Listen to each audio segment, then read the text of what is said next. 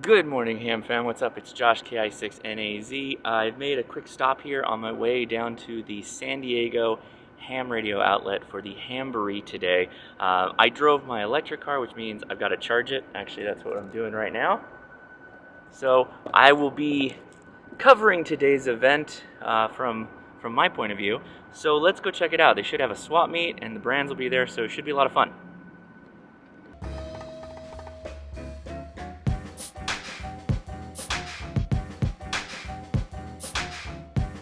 Alright, we made it. The parking is intense. So you know you're at a ham radio event when you've got antennas in every car pretty much. Check this out.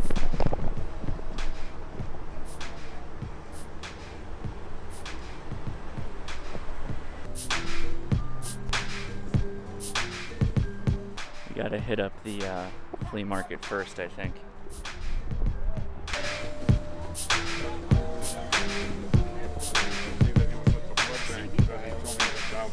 That's cool. Screwdriver. Got a drop-in charger for an FT60. Pretty cool.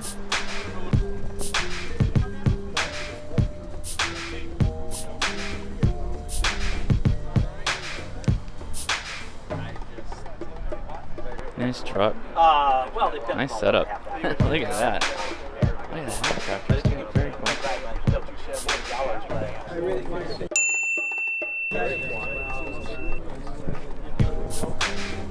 Nice setup here. There you go. Look at that. Wow, you got all kinds of great shortwave stuff. It's got a transistor in the oscillator circuits. Yeah, it's infrared. Look at this. Russian infrared. Tell me you're with the Stranger Things set.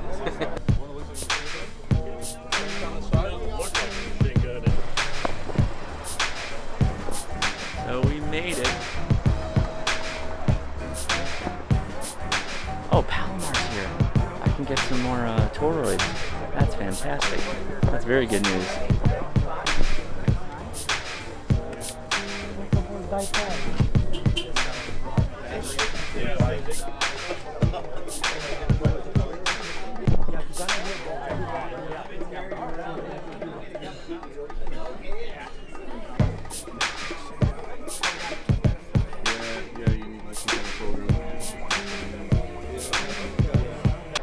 I like it, you got filed right next door to the ham radio outlet. Makes it easy. So one problem I've got is the ATM machine was broken. So now I got to run down the street, get an ATM hit up, get some cash, run back. There was an HRI 200 for $50. $50 in the box. So I'm running right now to get it. So I ran into some folks here at the HRO. Let's go with Brett first. What's up? What's your name and what's your call sign? My name is Brett and my call sign is Kilo November 6, Delta Lima Golf for KN6DLG. Been a ham since July 29th and Nice. having fun ever since. And you're on the Discord? Yes. Nice. What'd you pick up? I picked up a Yaesu FT2400H for free. For free? Yeah. Now you're going after Connor with the freebies. Because I was going over there, they're like, oh, you're too young to go into the 7300 raffle. He was like, you want a 2-meter transceiver? I was like, sure. And he was like, Merry Christmas. Whoa. Wow, that's Nice. Merry Hamboree. Yeah. How's it going? I'm Chris. Chris, what's your call? KK6WJE. Nice. Been a ham for a couple years now. I do some antenna designing and mess around. What's your club here? Roars, Ramona Outback Amateur Radio Society. Right on. Very About cool. 30 miles in the foothills just east of here. Very good. So it's a nice road trip to come down and see this Yahoo I live in town next to, and never get to see. yeah, we never get to get together. So Oh, that's good.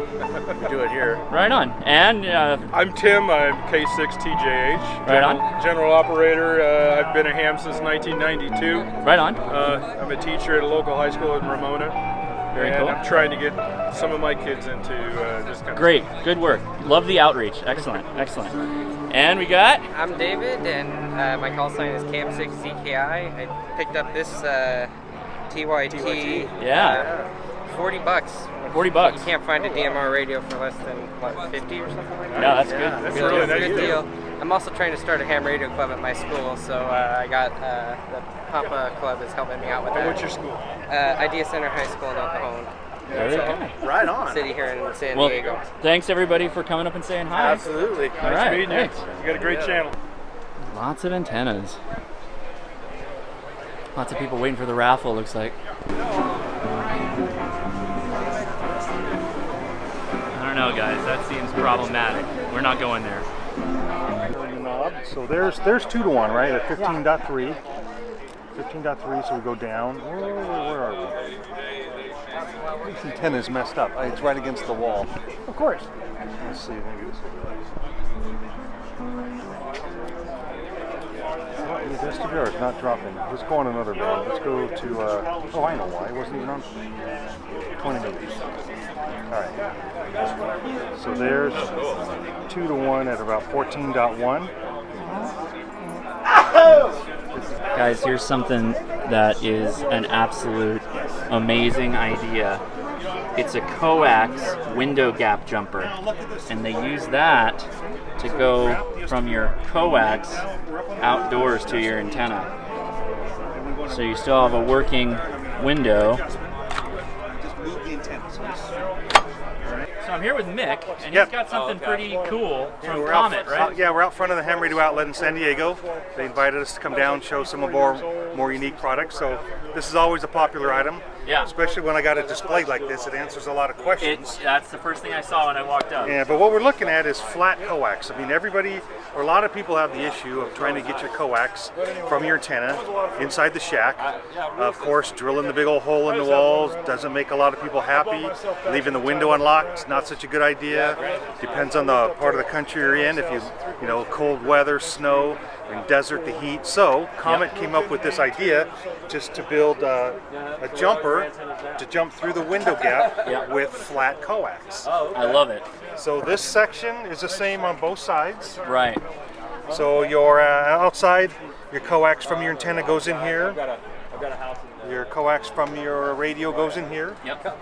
And you can lock the shut and lock. And you can't over crimp it or anything like that. It stays. It's What just- you said this was made out of something. Yeah, What's it made out of? Well, the outside is HDPE, high density polyethylene, I believe. Right. But it's the same thing as milk jug plastic. Right. So it's puncture proof, tear proof. It just doesn't wear. So that's what they use on the outside. Then it's got 100% shield with the aluminum foil. Okay. And then the center is copper clad steel, so it's not brittle. It'll bend at sharp angles. Oh, great. So yeah, it's technically designed to do what it's doing, not just Right. random parts. And it's how much power output is max? Oh, 100 watts HF, 100 70 watts, 2 meters, 40 watts on 440. And what do you generally ask for that in retail? It sells about $50. Oh, right on. So it just bends and it forms to any angle you want it to form to. Right. Just It's bend got a it, good memory to it. It looks like, so it doesn't. It'll keep it. put it in, Hold it. You're good lock to go. it, transmit. I love that. That solves a lot of problems, I think. We've saved quite a few marriages, I'm sure. So. Well, I didn't get far. We're back with Mick. Yeah. We might just keep going. And Lido. Lido mounts. People that make the mounts I'm putting in my car for the FT891 and Right. the FTM 400. Lido radio mounts. I've just got some on display here. I know a little bit about it, so I can just share a little info while we're here. Yeah, right on. All right. So let's just start from here. Okay. This mount right here is a seat. Oh, I love that. It's a wedge. So this wedge is between the console and your seat. So you you know don't that lose- area yeah. where your phone and your keys always slip down Yeah. to. So this wedge is in there. Yep. Then you have this the post to attach whatever you want to on the post. You're solving two problems at one time. Correct. You're not losing your Close the stuff. gap.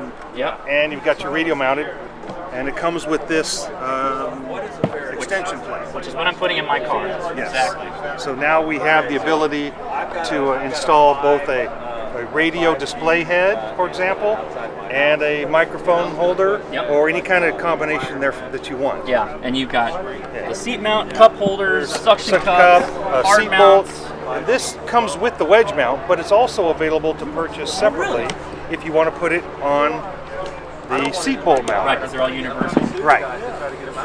So then this would fit on here, or this would fit on the cup holder mount, Yeah. or this would fit on the suction cup. That was the reason why I went with Lido, is that everything's kind of a universal. Interchangeable. Right. So Yeah. once you buy the pedestal that meets your needs, you can buy all kinds of different holders depending on if you want to just hold a microphone, mobile radio, a couple of mobile radios. So they all work together. This is the newest one. This is kind of cool. Oh yeah. This is the CD slot mount. Got a CD, yeah. Got a CD player not being used. Yep. So this fits into the CD mount, into the CD slot, Yep. and you just push this lever, and it wedges it and it opens it up to hold it in place. That's perfect. So from here you can put on a microphone holder, you can put on a remote head holder, you know, whatever you want to do from here. Yeah. Again, excellent. Thank you so much. Unique stuff. Very cool. Well, we can just swing right over here then, because I know you got this too. So my buddy Tom, W5KUB, Oh, gave one of yeah, these yeah. away at Hamvention this year. Yep, we donated one, and then he says he raises enough money off of donations for this item just about to cover all of his costs. He's a friend of mine, and so I'm glad to Yeah. give you guys some love here. So Comet, you guys make one of the coolest Yes. antenna analyzers, I think. Yes, and I can show you quickly how it works. Yeah, go for it. We'll just turn it on. What is this? This It's is a dipole? small dipole. We Okay. got multiple bands, so it gives us a lot of options. Multi-band dipole. Okay, good. We're going to run it on the analyzer here.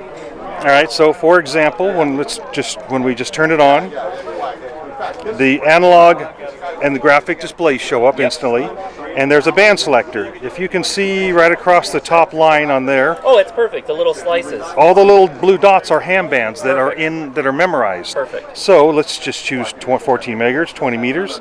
We can go through the frequency and see the analog display where our SWR is the best and where our impedance is about 50 ohms. Whatever's here is being shown down here graphically. Yep. That's the main thing. And then secondly, if we want to do a SWR chart of the whole 20 meter band, we just press sweep center. So it's going to take a while because it's sweeping the entire band. Right. So whatever starts happening up here with the analog needle is now graphed and down it's- here okay, cool, on the cool, display. cool. So you see it. Yeah, two But different you've ways got- to see it. You've got the physical and you've got the digital display. digital graph. Nice. All right, now from here, that was the automatic sweep. We can change to a manual sweep. So I'm going to press this button twice. Now I'm in the manual sweep. All right, so I'm going to use the frequency knob to set the center frequency to what I want. Here. Yeah. So the SWR is at this lowest point. I'm going to set the center to 14.1. Okay. Now it's blinking 100 kilohertz plus or minus. It's asking me, what do you want? We've got the center. What kind of bandwidth do you want? Right. So how many kilohertz wide? do you want? right. So this is a small antenna with a narrow bandwidth. Right. So we're going to set a narrow bandwidth.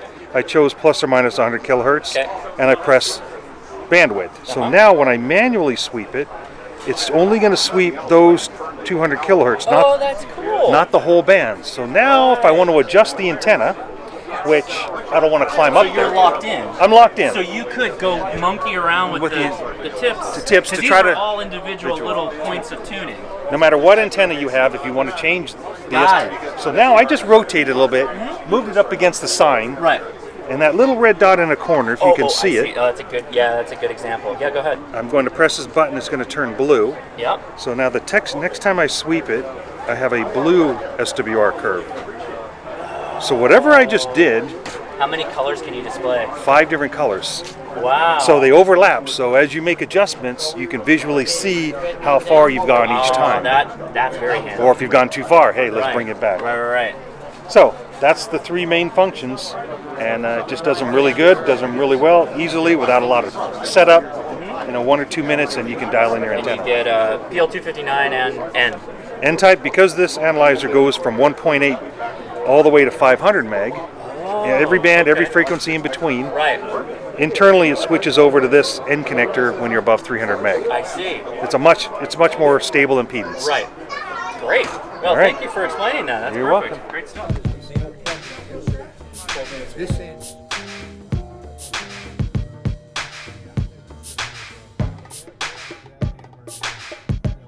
Oh boy, and I'm home, and I'm a little greasy.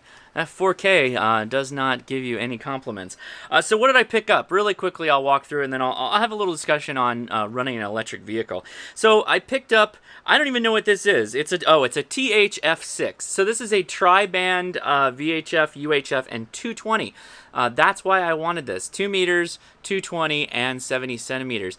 This will make my first 220 radio. I was very excited to get this. This is the... I don't want to say the predecessor. It's not the predecessor to the D72, but it is also a wide-banded receiver. This will do HF. So I was very excited to get my hands on one of these. I picked it up for $80. It comes with the extended battery, and it has a charger and a really thick manual. And I was promised that this is not Jim's blood. Jim is the previous owner, so thanks, Jim, for that. I picked up a HRI 200 for $50 in the box, all the cabling, an absolute steal of a price. I ended up selling it, though, selling it for $50, what I paid for it, back to someone on the HRCC who has an FTM 100 and was going to buy the HRI 200 at the HRO that day. And I said, you know what? Here you go, $50. Make it happen. Now, I hope it works. I didn't test it, but I think that's nice to do. I wasn't going to use it immediately anyway. Now, the other thing I bought was a ton of stuff from Palomar. Palomar was out there, and they had their toroid cores. So I picked up 2 of these. I use these for lots of stuff. These ferrite toroid rings are great. These are Mix 31s, which will take you 1 through 300 megahertz. I picked up the Lido, one of the Lido mounts that I need for my mobile installation. And then I got this, which I'll be doing a video on soon. This is the Palomar Transceiver RFI kit. And what's in here is basically 2 more of these rings and 3 clamp-on toroids. I believe this should solve most of my noise issues that I pick up on the 7300. And we shall put that to the test. Anyway, let's talk quickly about EVs. So as most of you know, I have a older, 2013 in this case, Nissan Leaf. And I found out recently after doing some research that the drive battery, which is the big battery that powers the electric motor, also trickle charges or keeps the 12-volt accessory battery that runs all the in-car electronics topped off and charged. There's also a small solar panel on the back latch. So I was like, oh, this is perfect for mobile HF radio or just mobile radio in general. So I already have an FTM 400. I have the FT891. I said, why not install it? So I went ahead and put the FT891 in there coupled with an Yaesu ATOS 120A. I like it so much, I didn't want to drive my truck, which could easily get me there and back to San Diego on a tank of gas, no problem. So I took the Leaf. The Leaf tops out at best situations when it's fully loaded with batteries, all charged up, 90 miles. And it's 96 miles to and from the HRO. So what that basically allowed me to do range-wise was on my way out, I got to the Calabasas outlets. I could charge the car, charged it, drove to the HRO, finished the day, drove back to the Calabasas outlets, charged it again, and then drove home. So it took about a half an hour each time I stopped to charge it, so an hour total to charge. Believe it or not, that felt about right. That was about the time where I wanted to hop out, use the restroom, grab a drink, whatever. So worked out fine. I had a lot of fun doing it that way because I got to play radio the whole time. I was able to work somebody doing the Kansas State QSO party. That was a lot of fun. And yeah, I guess I like my electric vehicle. Now, it's slow, I will say that. Coming from a Honda S2000 to my truck, which is for off-roading, and then this car is like, yeah, this is slow. Because you're basically trying to preserve all the battery possible. I used an app called PlugShare, and PlugShare basically allows you to map charging locations in and along the route you're taking. So I was never worried that I'd be out of battery or, be stranded or whatever. You obviously have less range, but it's totally workable. Anyway, that works for me. I thought I'd just mention it because it was kind of the first time I've ever gone long distance with an electric vehicle. I just use it for my 20-mile commute that I have, and it works great for that. So anyway, I am Josh, KI6NAZ. Hope you go find a local ham radio event. If you have something coming up like a swap meet, go check it out. And when you do find something, post it on the Facebook and post it on our Discord and tell everybody about your sweet, sweet deals you got. There are deals out there, I promise you. We just talked not too long about them on another video. I'm a big fan of finding deals, you know that, and when I find a ham radio deal, I'm extra jazzed. Anyway, again, I'm Josh, KI6NAZ. If you enjoyed this, give me a thumbs up. Please subscribe if you have not. I stream every Friday, 7 p.m. Pacific Standard Time, and I'll see you later.